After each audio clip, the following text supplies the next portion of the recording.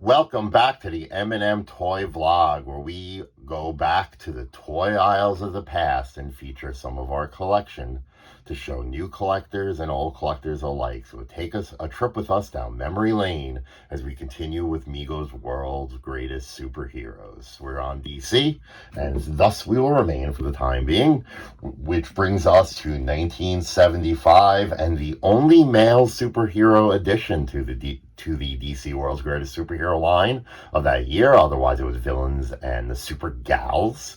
So let's take a look at our latest feature with one magic word. Shazam!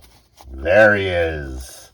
The world's mightiest mortal, the big red cheese, popularly recognized as one of the finest examples of Mego's work in 1975 for the world's greatest superhero line. We have the newly arrived at DC Shazam, otherwise known as Captain Marvel. A brief bit history. Excuse me, I'm so excited by this figure, I'm stumbling over my words. A brief bit of history. Captain Marvel was, of course, published by Fawcett Comics throughout the 1940s when comic sales began to wane, and because of a lawsuit from DC, Captain Marvel ceased publication. Ironically, in the early 70s, DC Comics bought Fawcett's catalog, and Captain Marvel came home to DC. Of course, calling a character in the 70s Captain Marvel was a bit problematic. While Marvel Comics allowed DC to continue using the name Captain Marvel, they could not call the character Captain Marvel, nor could they put out any Captain Marvel merchandise under the name Captain Marvel. Should I say Captain Marvel 12 more times? I think I will.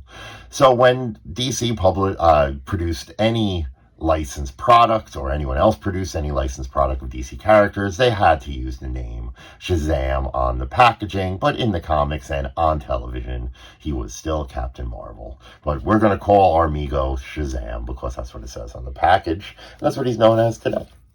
So we get a look at the vibrant red Shazam. We have the really nice vibrant yellow boots, the cuff pieces, which are sewn on. The belt is sewn on, the really cool chest emblem, which is only peeling a tiny bit on the bottom there. He's held up really well. My Shazam's face is not zombified at all. We get the cape, which is held up rather nicely, tiny bit frayed at the edges, but I think it holds up pretty well. My wife is very, very picky when it comes to this stuff. Would you say this Shazam is held up well, dear? Mm-hmm. She's shaking her head. Yes, she likes Shazam. Like I said, Shazam was first put into production in, I believe, 74 or 75. I want to say 75.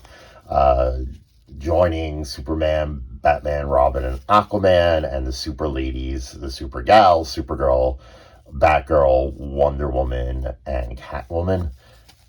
Shazam joined the line. Shazam had a TV series, a live-action TV series on Saturday mornings, half-hour shows. So Shazam was kind of everywhere at this time.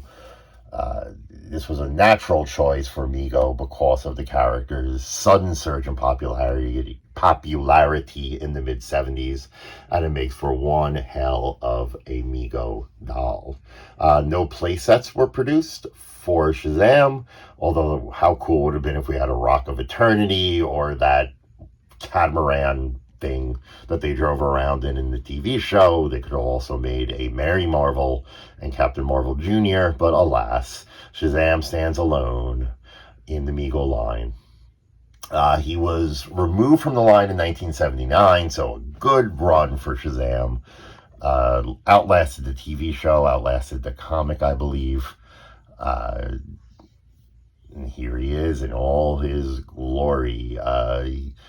A box Shazam will set you back a bit, but it's findable, as is a carded Shazam, which usually costs more than a box Shazam. I have a carded example, which I will show off when we do our carded toy features. So here he is. Let's take one last look at all the accessories, the boots, the cuffs, the nice cape, and his lightning bolt emblem. I guess they could have made a Billy Batson to go along with him, but they did not, and we are left with this beautiful example, one of Mego's finest, the world's mightiest mortal, Shazam! I'm still here. Go home. I have evil face.